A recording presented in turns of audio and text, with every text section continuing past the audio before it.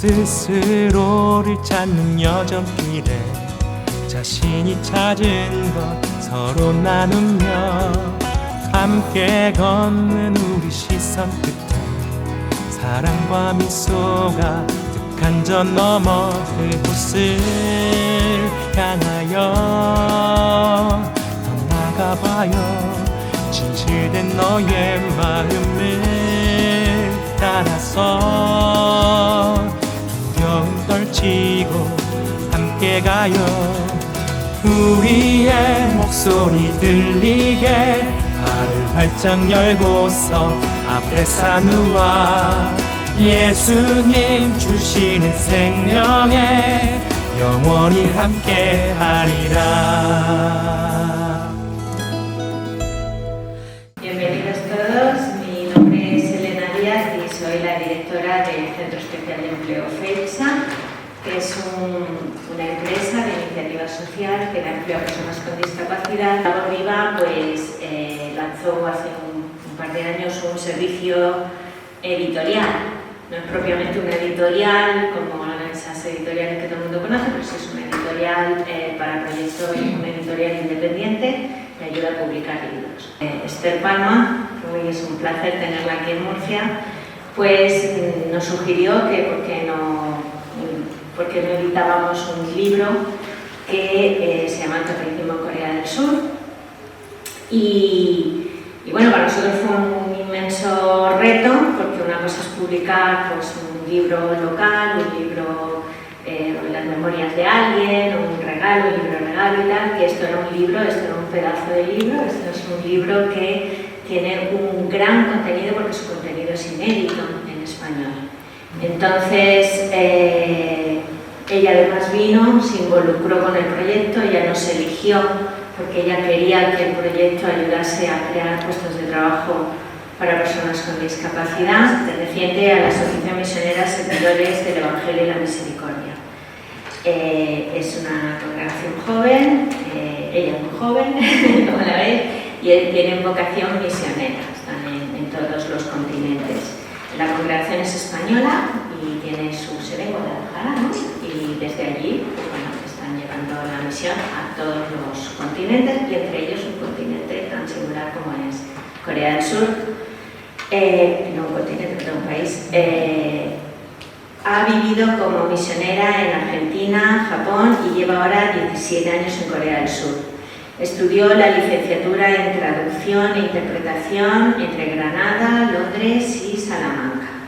Ella sabe coreano, obviamente, que es un idioma muy difícil, habla inglés, francés. Terminó su formación teológica con una licenciatura en Teología Fundamental en la Universidad de Deusto y escribió allí su tesina final sobre Teología de la Misión aplicada al contexto coreano contemporáneo y al presente y futuro de la pastoral de jóvenes. Se dedica principalmente a trabajar con jóvenes y también de formación a laicos y a sacerdotes. Colabora como profesora con la plataforma española Misión, siendo pues, lo que se llamará misionera digital. Nosotros le llamamos, es nuestra influencer católica, otros le llaman los cibermisioneros. Bueno, ella tiene un canal muy interesante en YouTube, yo he aprendido muchísimo de ella, me he inspirado personalmente también y en momentos también muy difíciles y por eso le estoy muy agradecida. La podéis encontrar en YouTube, en Twitter, en Instagram. Y pues esta intervención en redes sociales lo llaman evangelizar en el continente digital, ¿no? Se llega ahora hay que llegar sobre todo a los jóvenes, pues donde los jóvenes pasan más tiempo y es pues delante de un ordenador o delante de su móvil. Tenéis a la venta, muchos ya lo habéis adquirido aquí, o lo adquiriste en su momento cuando lo pusimos a la venta. Sobre el nacimiento de la Iglesia Católica, que es una cosa muy singular que ya os lo va a explicar muy bien. Sobre todo Corea se ha hecho famoso en estos últimos años por los K-dramas, ¿no? No sé si aquí tenemos amantes de los K-dramas. Luego, como no, los K-movies, ¿no? El cine coreano también en estos últimos años ha saltado a la esfera internacional. Aquí tenéis Parásitos. Pues aquí tenemos entre los más jóvenes amantes del K-pop. A ver, Rosa, ¿por qué piensas que el Papa elegido Corea para el JMJ del 2027? Volver un poco la mirada hacia Asia, ¿no? Pues bueno, vamos a irlo viendo. Yo os cuento un poco mi opinión, tampoco lo sé, os tendría que preguntarle al Papa a ver por qué lo ha hecho. Pero bueno, yo os doy un poco mi opinión y ya vosotros os hacéis vuestra propia conclusión. Quiero ver aquí cuánto tiempo llevo, porque no puedo hablar aquí eternamente. Este post, esto es de Instagram y lo sacaron los de la JMJ de Lisboa el último día. Aquí pone Seúl en coreano y debajo pues Seúl en inglés. Y la sangre pues llegara al río y se extendiera y dar un ejemplo a todo Seúl. Y claro, estos criminales, los católicos, como no cumplían con la ley de momento, pues eran estos grandes criminales, ¿no? Entonces en esta playa de Senanto fue asesinado San Andrés Quintaegón. Entonces esta iglesia, sí, esta iglesia se erige en el lugar donde se piensa que fue asesinado San Andrés Quintaegón. Se han puesto estas dos iglesias aquí y esto es la catedral de Lisboa. Realmente el catolicismo en Corea tiene una historia y un sabor único. Y yo pienso que, aunque es una iglesia muy pequeña, muy joven, que tiene mucho para enseñarnos a la iglesia de aquí de España, de Europa, que es una iglesia ya vieja y ya con muchas cosas pues también que se han deformado, con muchas cosas que se han vivido mal, también con muchas heridas. Y quizá la Iglesia de Corea, el Papa la haya elegido para que volvamos a los principios y para que, no solo para que nosotros les enseñemos a ellos, sino para que ellos nos enseñen a nosotros lo mejor del catolicismo, ¿no? Como que nos lleven a lo auténtico. Y bueno, yo le he puesto estos 6 puntos que creo que son como el sabor. Es el mismo para ellos, que empezó a finales de 1700, fue realmente una luz en sus tinieblas. Corea en aquel momento vivía un momento muy difícil. Vivía una crisis social muy fuerte, tenía muchas epidemias, vivía en clases sociales y los esclavos vivían oprimidos completamente, había muchas guerrillas. Era un momento de estos que dices de tiniebla social. Y los que descubrieron el catolicismo, para ellos fue una luz. Y empezó realmente no desde el punto de vista católico, sino desde el punto de vista histórico de Corea, y que lo reconoce cualquier historiador que no sea cristiano, que desde ahí empezó realmente Corea a despuntar y se empezó como a iluminar su historia. ¿Por qué? Es el segundo punto. Porque el catolicismo fue para ellos una revolución social de igualdad, en la que había muchísima opresión, no solo de ricos, nobles, los del medio, los esclavos, también de las mujeres, también de los vulnerables, ¿no? Tenemos aquí representantes. Y el catolicismo llevó esta verdad que es fundamental, que es, hay un solo Dios y todos los hombres somos hermanos. O sea, la dignidad humana, cada persona es preciosa por lo que es, y si hay algún superior, es solo uno, que es Dios, y todos los demás. Entonces, esta revolución de igualdad, para los que lo aceptaron y lo empezaron a vivir en su vida, fue un subversivo, puso la sociedad en una revolución, porque los nobles, que eran los que empezaron a recibir el catolicismo, no podían ya mantener a los esclavos como esclavos, y los empezaron a sentar en su mesa, los empezaron a sentar como hermanos, o sea, sin que la ley de la abolición de la esclavitud se hiciera, ellos lo hicieron en su vida, ¿no? Entonces, pasamos al punto tercero. Esto provocó muchas persecuciones, provocó que el gobierno los dictó los llamó como criminales, se rompían la ley y se ponían los carteles de que era prohibido vivir el catolicismo, o sea, que era prohibido vivir la unidad de las clases, entonces tenía que seguir manteniendo el sistema de clases, con lo cual estos chicos, que eran jóvenes, que están relacionados con la JMJ, todos estos que lo empezaron a vivir eran jóvenes, en sus 20, 25, dieron su vida, dijeron, no, o sea, yo, si tengo que dejar esto que estoy viviendo ahora y me llevas a la cárcel o me torturas o me matas, yo prefiero elegir ese camino a decir que esto no es la verdad. Entonces eso es muy potente, ¿no? Eso fue la vida de San Andrés Quintaegón, un joven que con 24 años, el rey, porque él sabía francés, era una persona que había estado en China, era un gran diplomático, el rey, en junio cuando le arrestan, me dice, bueno, yo te ofrezco el puesto de ministro de Asuntos Exteriores, pero tú tienes que apostatar de tu fe. Entonces, desde junio, julio, agosto y hasta finales de septiembre, que es ya la tortura final y el martirio de él, San Andrés, en todas las actas de su muerte, que era un criminal de alto rango, por lo cual está en los libros de historia en Corea, allí en cualquier sitio lo encuentran, ¿no? Él decía, no, o sea, me puedes ofrecer el puesto que quieras, pero no puedo renegar de esta verdad, ¿no? siglo XX, esto es siglo XVIII finales y el XIX. Y en el siglo XX, que es un siglo bastante difícil para Corea, porque tiene primero la invasión de Japón, con mucha opresión también, pues las violaciones de las mujeres, ¿no? Los comfort women, la separación entre Corea del Norte y Corea del Sur. Otra vez la Iglesia Católica, en figuras muy concretas, muy sabias, se define por la justicia, por los derechos humanos, por la democracia, y todo el movimiento pro-democrático de Corea del Sur lo lideran los católicos, con grandes héroes también, que hay pues, las películas de los héroes de la independencia y son católicos, ¿no? Y esto ya es parte de mi tesis o de mi idea, ¿no? ¿Qué será la Iglesia ahora en el siglo XXI y hacia el futuro, ¿no? Pues hacia dónde se está orientando la Iglesia en Corea del Sur es hacia dos puntos que es donde ha encontrado que se le necesita, ¿no? Que es en el healing, en la sanación, en el amar a cada persona, sobre todo a los jóvenes. Que la herida central que tiene ahora la sociedad coreana es que como es una sociedad muy competitiva y muy de mucho estrés, de mucho ser el primero, de mucho dar la talla, pues ha generado que es el país número 1 de suicidio juvenil, adolescente. Entonces la Iglesia, que es donde estamos trabajando nosotros, pues se posiciona en decirle a los jóvenes, no, tú eres precioso como eres, tú puedes vivir tu vida, tú tienes tu lugar, que no es el primero, que puede ser el que tú creas, el que tú quieras, ¿no? Y después en la defensa del medio ambiente, porque Corea es una sociedad que está muy desarrollada, pero que el medio ambiente pues, lo está ignorando completamente. Y excepto los pequeños grupos civiles, ONGs pequeñitas, y la Iglesia Católica, no hay nadie en este momento que esté un poco poniendo la cara por la defensa del medio ambiente.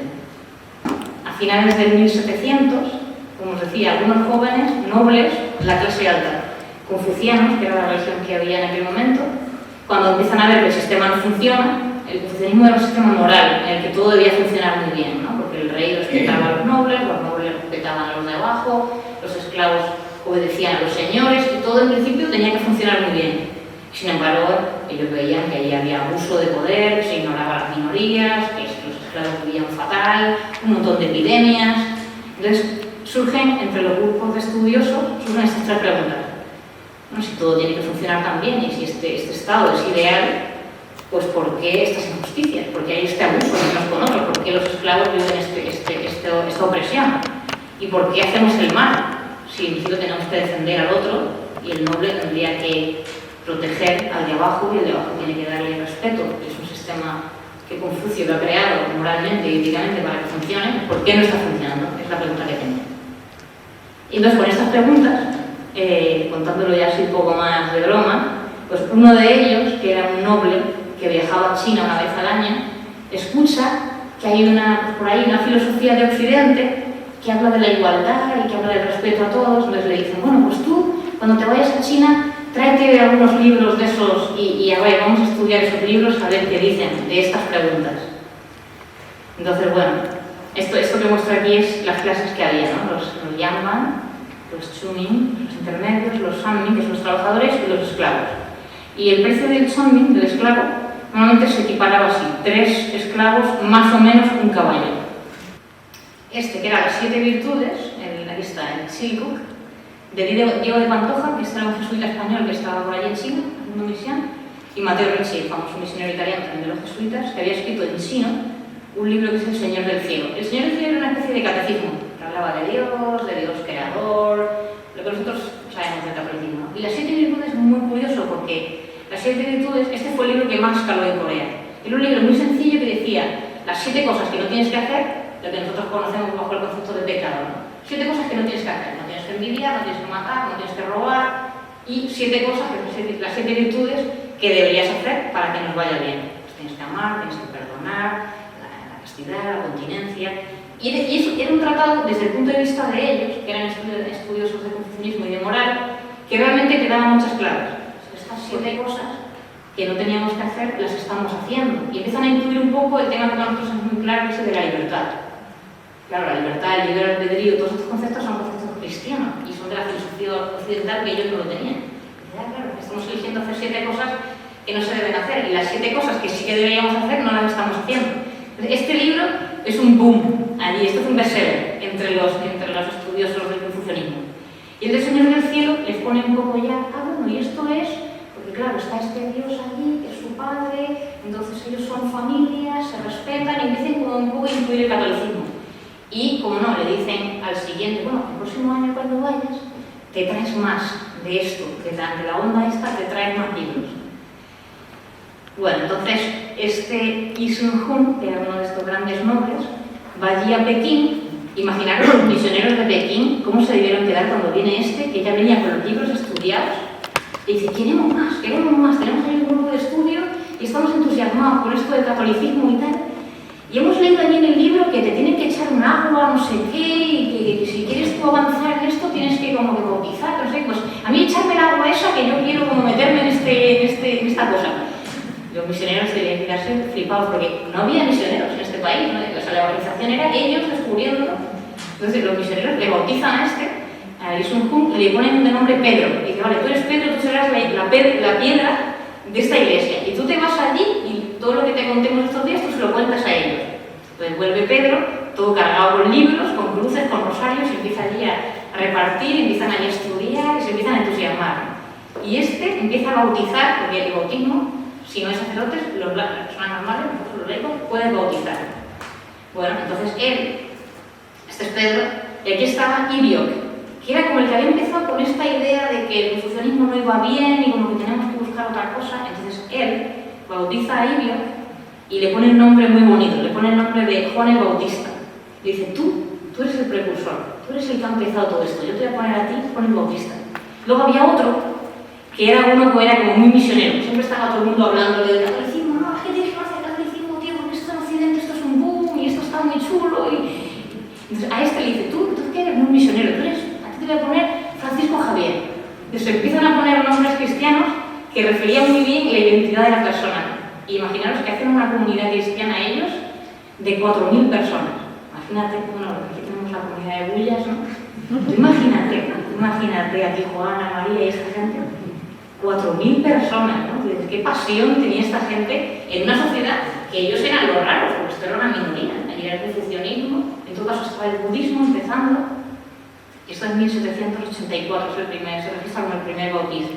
Entonces, claro, ellos empiezan, como eran nobles, dicen, bueno, a ver, los esclavos a la mesa, aquí todos hermanos, venga, las mujeres, tratarlas bien, hombre, no les peguéis tanto, venga, aquí la gente un poco discapacitada, venga, vamos aquí todos, trabajamos juntos en el pueblo, nos ayudamos, creamos aquí la labor viva en el poblado.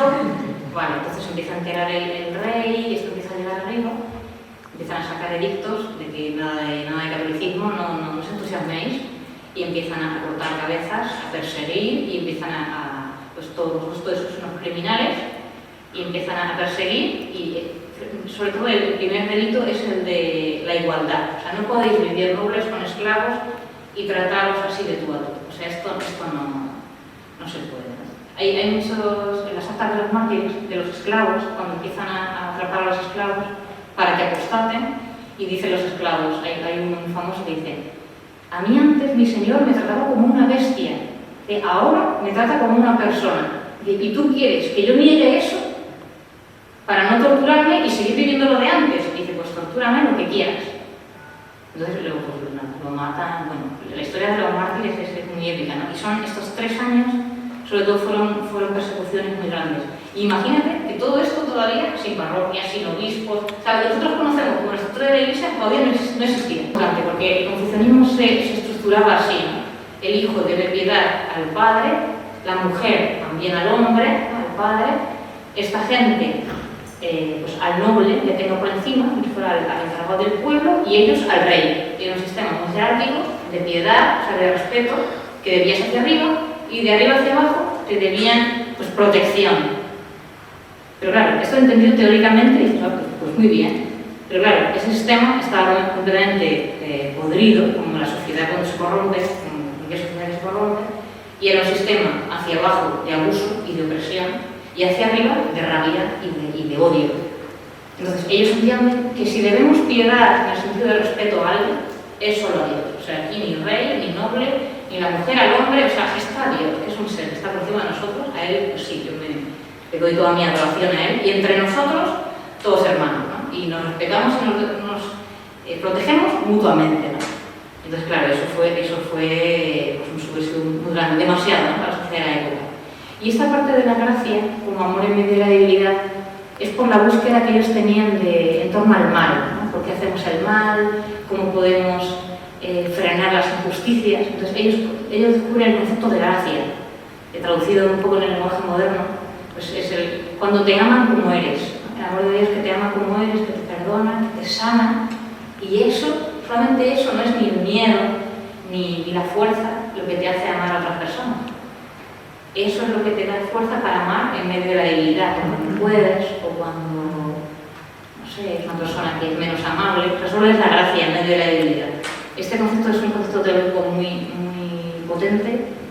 En Corea, el budismo, que es el budismo zen, es la religión mayoritaria, prácticamente, no sé, 70% de la población, y el catolicismo más o menos está en un 9%, y pues la iglesia protestante también ha trabajado muy bien, quizá 20%, y con el budismo hay una relación muy estrecha, se hacen muchas cosas juntos, sobre todo por ejemplo, la causa por la paz, el trabajo pues, pro reconciliación con el norte, o la causa del medio ambiente, por ejemplo, van de la mano con los budistas. ¿Qué imagen positiva da de Corea del Norte los K-dramas? Antes he dicho, ¿no? Los K-dramas y las películas en general y la prensa en general dan una imagen muy negativa siempre de Corea del Norte. Seguro que en muchas cabezas la imagen de Corea del Norte es en general bastante negativa, ¿no? Esa es una imagen que se vende, ¿no? Porque como nosotros vivimos bajo la influencia de Estados Unidos, pues siempre Corea del Norte es el malo de la película, ¿no? Yo escribía muchos artículos en Alfa y Omega, que es una revista que es de la Diócesis de Madrid, está bastante vinculada a la ABC, tiene un borde bastante conservador. Y escribí un artículo que decía esto: Corea del Norte no es el malo de la película.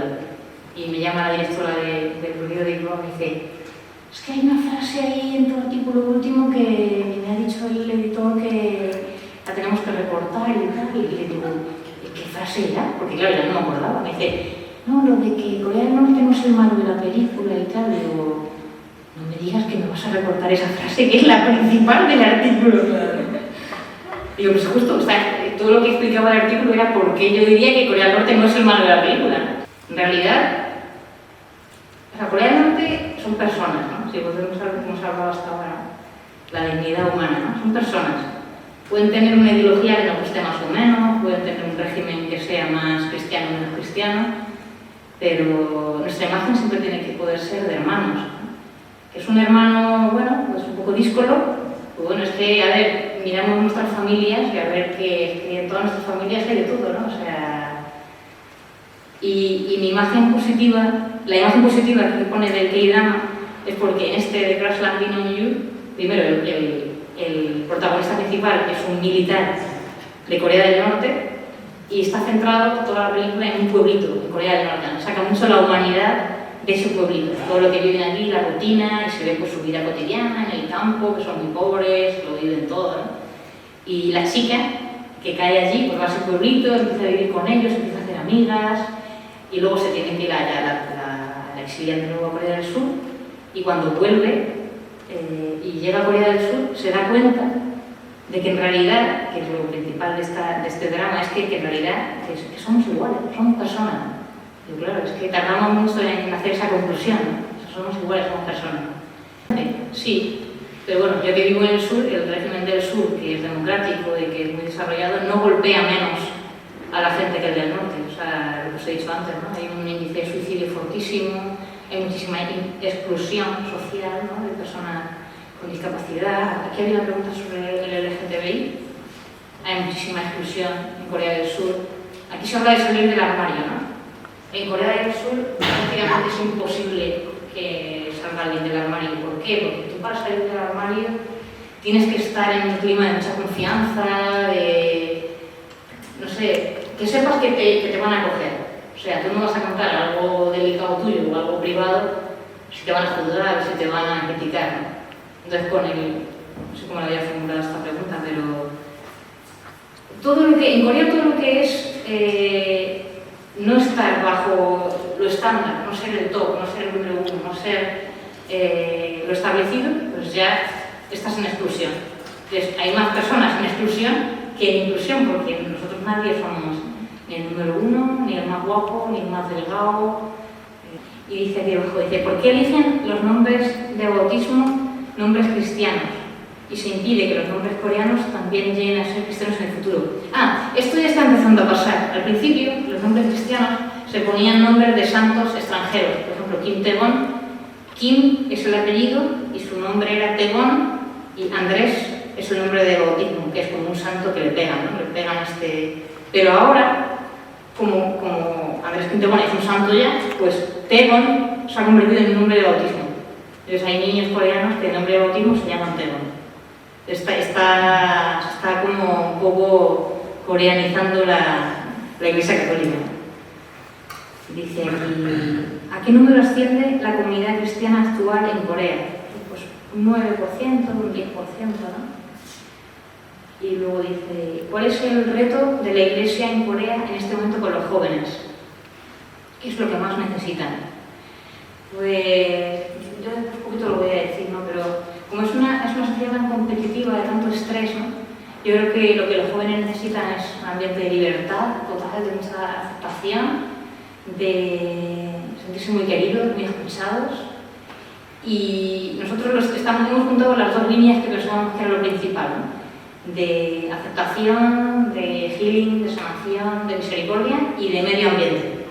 Entonces estamos haciendo muchas cosas con los chicos de salir al medio ambiente, de plantar árboles, de coger el transporte público, de irnos en bicicleta, y por ahora nos está yendo muy bien, ¿no? Como la naturaleza y la sanación, juntar las dos cosas, y no seguir como ese camino de corre, de ser el número uno. Bueno, Rosa, no sé qué impresión le han dado a nuestros chicos, pero son como muy alegres, ¿no? muy espontáneos. Ito Hirobumi, que era el primer ministro de Japón. Japón, si conocéis la historia, pues la opresión de Corea fue terrible, ¿no? No les dejaban hablar coreano, muchas violaciones de mujeres, arrasaron el país, le quitaron toda su riqueza, lo destruyeron, bueno, todo eso en todo Asia. O sea, Japón fue para Asia lo que los nazis fueron en Europa, ¿no? Eran como dos frentes de la misma guerra. Los nazis hacia el este, ¿no? Polonia, todo Auschwitz, bueno, todo lo que ya sabemos, pues igual Japón y sobre todo en Corea, en el resto de Asia, pero sobre todo en Corea. Entonces, An Jong-un, que era un católico, pues entiende de Dios que la manera de acabar con esto es arriesgando su vida, asesinar al primer ministro japonés. Él pensaba que cuando él matara a Hito Hirobumi, pues se iba como a frenar todo esto. Es como si uno dice ahora, bueno, vamos a irnos, nos cargamos a Putin ya y que esto se acabe, ¿no? Y yo he entendido de Dios que tengo que matar a Putin. O sea, yo lo comprendo. O sea, que tú llegues a ese punto de decir, bueno, ya está. Si luego a mí me meten en la cárcel o me hacen cualquier cosa, pues no pasa nada. O sea, doy mi vida por esta causa. Entonces, esto fue un poco la idea de An Jong-un. Él lo acompañaba a un sacerdote y este sacerdote fue muy polémico porque él le dio su bendición, ¿no? Le dijo, mira, adelante. O sea, adelante. Esto es 1909. Después, claro, cuando él asesina, en aquel momento esto era una estación de tren que había una reunión entre Japón, Rusia y China, en cierto modo para seguir adelante el plan que Japón tenía de conquistar todo Asia y de destrozar todo Asia. Entonces, en este momento aprovecha la coyuntura, asesina a Ito Hirobumi y también hiere, o sea, tenía el plan muy bien estudiado a uno de los rusos y a uno de los chinos. Por supuesto, le atrapan, le meten en la cárcel y le declaran pena de muerte, o sea, reo de muerte, lo van a condenar. Entonces, es muy bonito. Después, aquí esto es un musical de la vida de An Jong-un, que en Corea está en Netflix. Aquí yo lo he buscado y todavía no ha llegado, pero bueno, cuando llegue ya lo veréis. En coreano se llama Héroe, el héroe. Es el gran héroe de Corea. Y entonces cuando le arrestan y le hacen el juicio y le dicen, bueno, pues con sentencia, culpable, reo de muerte, pena de muerte. Él se levanta muy digno y dice, bueno, acepto, sí, acepto, soy culpable, bien, pena de muerte, bien, me conformo. Y dice, por el asesinato de Ito Hirobumi lo acepto. Dice, y ahora yo voy a declarar los 14 crímenes que yo le veo a Ito Hirobumi. Se levanta muy digno y empieza a leer las 14 causas que él había visto, ¿no? Invasión ilegítima de un país, asesinato de tantas miles de mujeres, opresión de los niños, saqueo de las riquezas. Y lees las 14 causas que él había visto a Ito Hirobumi y dice, espero que antes de que me ejecutéis, juzguéis también a Ito Hirobumi. No sé, crea un silencio, ¿no? Los coreanos han hablado. Bueno, luego por supuesto, le también un dilema en la Iglesia Católica, porque el cura que lo acompañaba, pues le va a confesar. Claro, la confesión ya sabéis que es, pues él dice, pues yo, claro, he matado a una persona, y claro, eso pues es un gran pecado, un gran delito, ¿no? Pero bueno, pues ahí... Entonces la Iglesia Católica tenía su dilema de si este cura pues le podía dar la absolución, si no...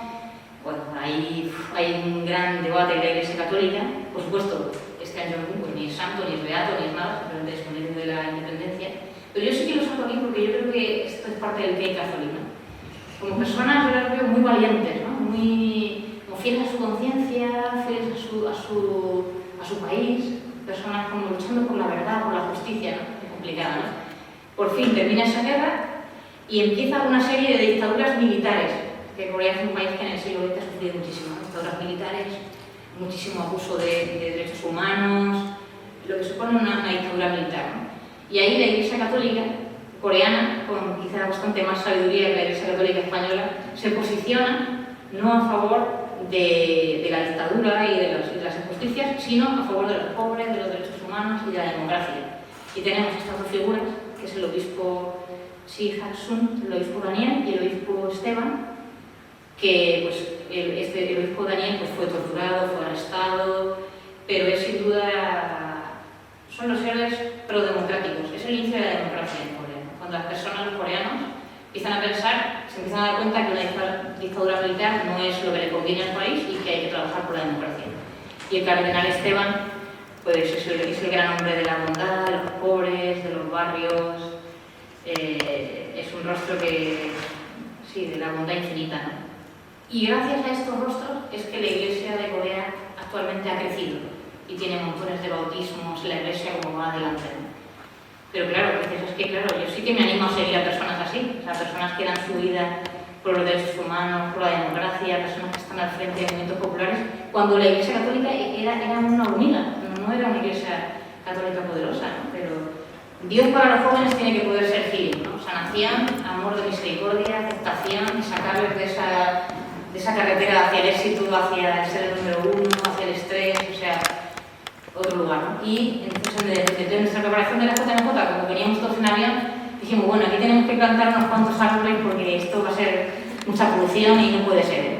Entonces nos fuimos, unos días que llovía como locos, nos fuimos allí a plantar árboles, que fue muy bonito.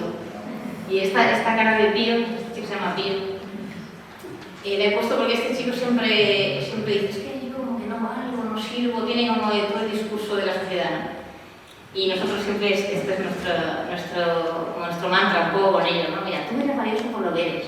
Y el Papa ha repetido mucho en la JMJ, ¿no? Todos somos valiosos por lo que somos, ¿no? Esta es Gemma, fíjate que bueno, Gemma, ¿no? Y Gemma empezó este día con nosotros, ella empezó este día. Nada más conocernos, vale, a plantar árboles, nos dimos una paliza este día. Pero tú ves estos rostros así sonreír, difícil en un coreano estar así con esta sonrisa, que tú dices, pero verá algo. Pero verá algo. Esta es una pregunta existencial que tengo yo cada día. Yo doy clase allí y digo, ¿me estará mirando o estará durmiendo? Pero claro, no, tampoco lo voy a preguntar, ¿no? Pero digo, sus ojos ya son muy achinados y encima se ríe y se achina más. ¿Qué hacemos? ¿No? Y bueno, gracias de corazón. Ahora seguimos con alguna pregunta más. Y sobre todo que os espero en Corea del Sur. Nos esperamos a todos. El catolicismo es muy querido en Corea, como podéis ver dentro de su historia, como en momentos difíciles siempre está el catolicismo, ¿no? Es muy querido. Tú a cualquiera en la calle en Corea y dices, ¿cuál es la religión que más te gusta? Y fijo, te dice el catolicismo, fijo. El budismo es como su religión, ¿no? Su espiritualidad, su manera de vivir, pero lo quieren mucho, ¿no? Y yo creo que les atrae pues esto que hemos ido diciendo, ¿no? Su lucha por la justicia, por los derechos, y que estaba siempre como del lado de los débiles. Y dice, ¿tomaste tú la decisión de ir a Corea del Sur? ¿Y por qué? Esta es más personal, ¿no? Y yo, cuando estudiaba traducción, estuve en el instituto con mis compañeras, y después en Granada estudiaba traducción, y el segundo año me fui de Erasmus a Inglaterra, y ahí brota mi vocación, no tanto misionera, como mi vocación a Corea del Norte. Estábamos haciendo un trabajo ahí de clase y como los líderes se interpretan, y los intérpretes siempre trabajan en conferencias, sobre todo intérpretes simultáneos, pues yo dije, no, yo si soy intérprete alguna vez me gustaría el tema este de Corea del Norte, Corea del Sur, Entonces, yo digo siempre que mi vocación a Corea brota antes de la vocación misionera. Y fue después, ¿no?, estando allí en Inglaterra, que yo tengo un encuentro como más personal ya con Jesús, ¿no? Yo era católica de toda la vida, pero quizá no había tenido como un encuentro, sí, de amor, ¿no?, con Jesús, un encuentro personal. Y ahí ya, pues, dio un giro. Digo, ¿qué quiero hacer en la vida? ¿No? Quiero ser intérprete, quiero ser traductora, Y empecé a darme cuenta que inconscientemente yo tenía como un deseo como de subir, ¿no? Los intérpretes en aquel momento ganaban bastante bien, era una buena profesión, ¿no? Y yo tenía esta idea de que si tú subes y tú trabajas, pues no sé, en Naciones Unidas, en un instituto así, en una institución grande, arriba, puedes cambiar el mundo, ¿no? Pues hacer como algo que destaque, Y fue cuando me encontré con las misioneras, ¿no? Me encontré con las misioneras, que por ahí algunas conocéis, ¿no?, que dije, bueno, esta gente, más que subir, lo que hace es bajar.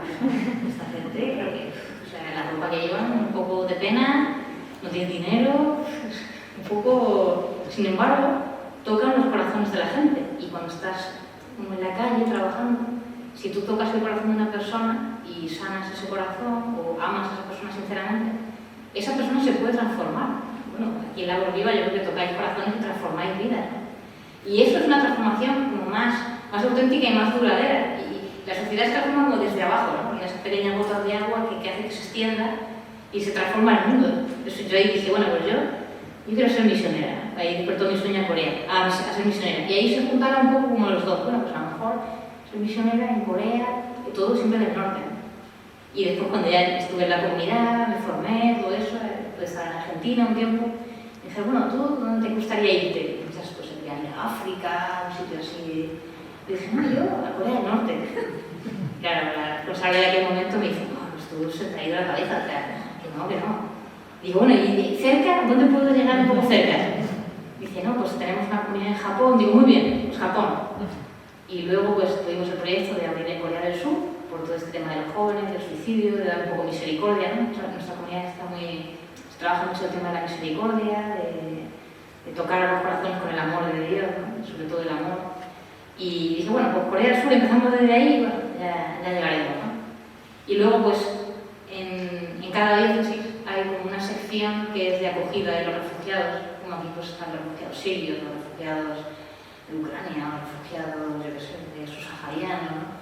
Pues en Corea hay una sección que es de acogida de los refugiados políticos de Corea del Norte.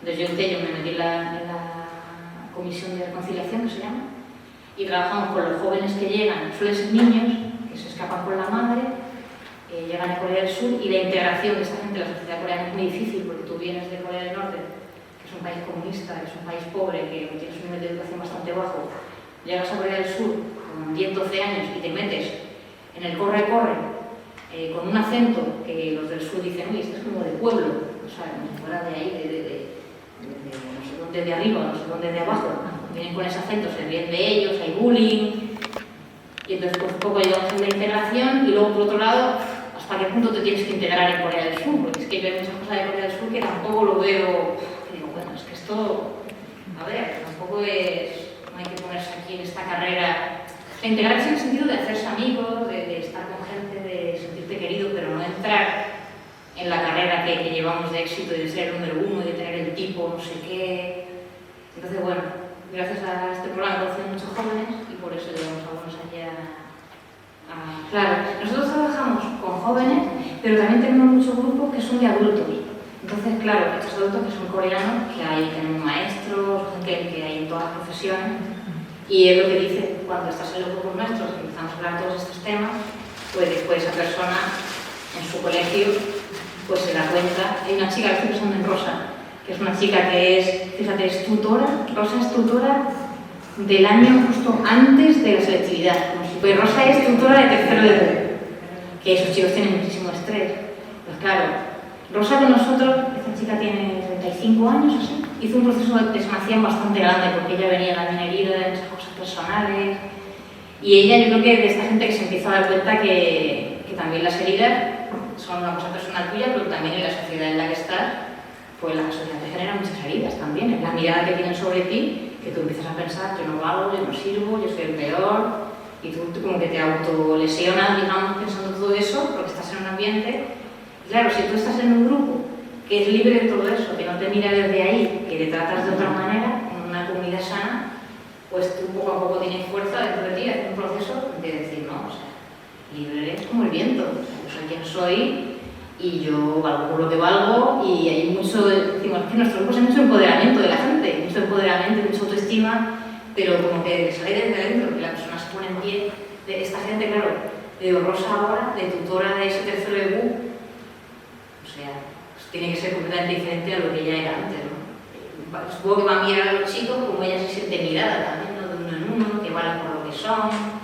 Y luego es una persona de mucha escucha. Yo le he visto su transformación, una persona que la escucha es muy valiosa, porque si tú escuchas a estos chicos lo que viven, que les preocupa, ya la escucha en sí es sonadora, de ser una tutora que escucha a los chavales, que los mira a los ojos, que ve uno a uno con sus capacidades, que les potencia. Ahora no me acuerdo, ella un día nos contó de una canción que le gustaba, no me acuerdo de la letra, pero es una letra algo así, tú eres valioso o algo así. Dice, yo el viernes cuando tengamos la tutoría voy a empezar con esta canción. Pues eso vale mucho, ¿no? Es que es distinto que te pongan una canción de corre, corre a ser el número uno a una canción de tú eres valioso por lo que eres. Sí, es la mirada que transmiten, ¿no? Entonces es verdad que es muy importante trabajar con todo este tipo de personas, ¿no? Con adultos así, de los 30 a los 40, y que en sus profesiones pues transmitan todo esto, ¿no? Esto va mucho más allá del catolicismo, ¿eh? O sea, lo que tú has dicho, los valores, o sea, lo que tú tienes en tu corazón es lo que transmites, o seas budista, seas católico, aunque seas agnóstico, aquí había preguntas sobre el agnosticismo, o sea, puedes ser agnóstico y tener unos valores súper evangélicos, ¿no? Y súper que potencian lo humano y que potencian la verdad y la justicia. Una pregunta, y es, ¿en qué momento decides que te lanzas a abrir un canal en YouTube y te dices, bueno, yo, porque tú, por todo lo que has contado, tienes toda una vida muy intensa allí, de trabajo, muchísima labor y todo, y de repente te haces, pues eso, una monja que se mete a crear contenido que no es solo espiritual, contenido cultural, contenido tal, pero siempre, cuando te da a ti la idea y las dificultades o los retos. Claro, al estar allí en Corea, yo llegué a Corea en el 2006. El 2005-2006 son los años en que empiezo en YouTube y trabajando con adolescentes y jóvenes, que tú te das cuenta que los juegos de ordenador, que YouTube, que Instagram, que es su mundo, ellos están ahí.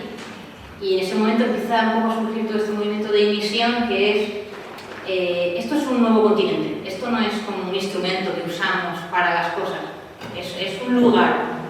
Así como pues, está Europa, América, Asia, ¿no? Corea es un lugar, cuando llegas a un lugar pues, tienes que aprender el idioma de ese lugar, tienes que relacionarte con la gente, entrar allí, conocer su historia, bueno, ver si te puedes ayudar en algo. Pues esto, la red, los juegos, todo lo que está pasando es un nuevo lugar. Y Misión tenía esta filosofía de que no usarlo pues, para anunciar, ¿no? Yo he usado Instagram, ¿no? Para anunciar este evento, no, o sea, estar ahí dentro. Meternos ahí dentro, en ese lugar, aprender ese lenguaje y realmente vivir como misioneros en ese continente, ¿eh? ¿Qué significa vivir ahí dentro? Pues, si fuera a usarlo, pues sería bueno, pues poner fotos de vírgenes, del rosario, usarlo tipo como un tablón de anuncio, ¿no? ¿Qué significa estar ahí dentro? Pues tú ser uno más ahí con ellos. Si tienes que jugar un día a juegos de ordenador, pues tú ahí jugar. Yo puse con mis sobrinos a jugar Fortnite y bueno, yo me tengo que hacer experta de Fortnite, eso no puede ser. Yo puse ahí a jugar Fortnite con ellos. Fue una maravillosa decisión porque es la manera de conectar con mis sobrinos que tienen 7, 8, 9 años. Como se puede jugar online, estábamos un día, yo estoy en Corea y ellos están en Madrid, estamos ahí jugando y uno había hecho la primera comunión. Pero a través del juego tú puedes hablar, ¿no? Por el chat, tienes el Discord, todo esto, cuando te pones ahí a hablar, estamos jugando. Fortnite es un juego, para los que no lo conocen, que se mata a la gente, ¿no? Es un shooting game, ¿no? Pero bueno, no pasa nada, tú ves ahí, estás matando gente y ves un juego, no nos asustéis. Y es muy gracioso. Estábamos ahí y le digo, bueno, Víctor, ¿y qué tal la comunión? ¿Cómo te ha ido? Y dice, espera, tía, que te van a matar. Él y yo jugamos en el mismo equipo, ¿no? Espera, tía, que te cubro. Y digo, venga, cúbreme. Venga, dale eso, y dice, ¡pum! Y dice, me ha dado ahí en el cuello, no sé qué. Y ahí, bueno, hablando ahí de la primera comunión, ¿no? Mientras estábamos ahí matando 3 o 4. Y es como... O sea, yo tengo una imagen como positiva, ¿no?, de las redes, de los juegos, todo esto, porque es su mundo, ¿no? Y los adultos siempre lo vemos un poco como que lo nuestro es mejor y lo suyo es peor, siempre tendemos un poco a eso, ¿no? Y otra cosa es estar dentro y realmente, pues, si tú quieres hacer algo mejor, hacerlo desde dentro, ¿no? Y si quieres que las redes pues, sean algo bueno, en aquel momento cuando yo entré en YouTube, creo que fue hace, no sé, 5 o 6 años, ¿no?, había muy poca gente que dentro de YouTube hacía contenido como un poco fresco, que yo digo, que no fuera pues, homilías, el Evangelio del Domingo, clases de Biblia, simplemente contar nuestra vida. O sea, pues si tú te vas a tomar un café con tus amigos, pues contar que te has ido a tomar un café con tus amigos, de que habéis hablado, esto del medio ambiente, pues he ido a plantar árboles, ¿por qué lo he hecho? ¿Por qué creo que es importante plantar árboles? Entonces, la idea de Imisión, y yo empecé con ellos porque iba un poco aprendiendo de ellos, que estaban pues, Chisquia, Daniel Pajuelo, que es un sacerdote, la idea es, desde esas plataformas, viviendo ahí y compartiendo lo que somos y dejar que Dios nos use como instrumentos y Dios pues, se refleje, pero no porque tenemos que adoctrinar sí o sí, sino tú comparte lo que eres. Si algo de lo que tú eres es bueno y a los demás les sirve, pues eso de bueno que se van a llevar. Y tú también aprender, porque en YouTube yo me di cuenta que había mucha vida también. YouTube se vive mucho compañerismo, incluso entre youtubers se hacen muchas colaboraciones, es un tema muy bonito realmente. Y nada, pues ahí me metí, sobre todo por eso, porque vi que los jóvenes estaban ahí y que esto era pues, un lugar que tenían, así como antiguamente, pues estos, Matteo Ricci y esta gente habían ido a China porque se dieron cuenta que en China estaba como el centro de la civilización. Pues digo, pues ahora los misioneros de ahora pues tenemos que ir ahí, pues a TikTok, a YouTube, a los juegos, y meternos ahí, digo, no tanto critiques los juegos, pues tú ponte a jugar y desde dentro pues inténtalo fecundar y luego bueno, pues hay que poner también límites, claro, no voy a poner a jugar yo ahora ahí, convertirme yo ahí en un gamer de Fortnite, tampoco, ¿no? Yo sí os recomiendo vivamente seguir su canal porque es súper entretenido, yo soy muy fan. He descubierto muchas cosas, es muy abierto al diálogo con muchas cuestiones y es muy interesante. Me han preguntado antes por varias personas por los proyectos culturales que estábamos llevando en Labor Viva con Corea del Sur. Propiamente no son proyectos oficiales con Corea del Sur, simplemente inquietudes y tal. Los coreanos tienen mucha afición por España y su afición por España, por venir a España, tiene que ver con que España es un país católico y es un país de peregrinaciones, es un país, entonces, entre las cosas que en los K-dramas y las series y tal, cuando empiezas a ver este tipo de contenidos, te das cuenta de que vienen, de que salen muchísimas referencias a España, Santiago de Compostela, ¿no? Al Camino de Santiago es la potencia, el país que más peregrinos está mandando y esto sigue y crece. De hecho, en la JMJ había muchísima gente de Corea que es una... Entonces, ellos tienen curiosidad por España y luego también me han preguntado mucho por el tema de cómo es el tema de la discapacidad. Si la discapacidad allí, bueno, lo hemos comentado, a nivel de empleo, que es lo que nosotros trabajamos, pues es un país muy desarrollado, pero está muy lejos de las cuotas de integración y de inclusión laboral que tenemos en España.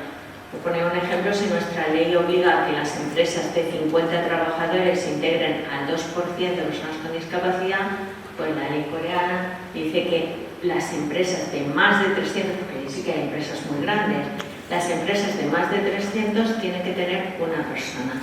Y eso creó incluso muchísima, por lo que hemos entendido, generó bastante oposición. En el contacto que hemos tenido, o sea, cuando nosotros hemos empezado a hacer desde el centro, pues colgar cosas en las redes sociales, por poemas, por proverbios, se ha trabajado en el centro con estos contenidos, pues para inmersión cultural y tal, pues nosotros lo hacíamos por curiosidad hacia el país, pero lo que también hemos recibido es curiosidad de gente de Corea a través de las redes sociales por el grado de integración, por la labor de inclusión que desarrollamos.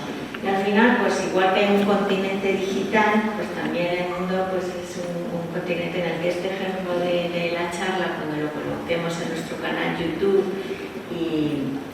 y se vea, pues todo al final ayuda a que se va cambiando un poco la mentalidad. Para muchísimas personas, bueno, muchísimas no, porque nosotros no nos siguen como Centro Especial de Empleo tantos coreanos, pero sí que es verdad que tenemos testimonios de gente que le ha impactado mucho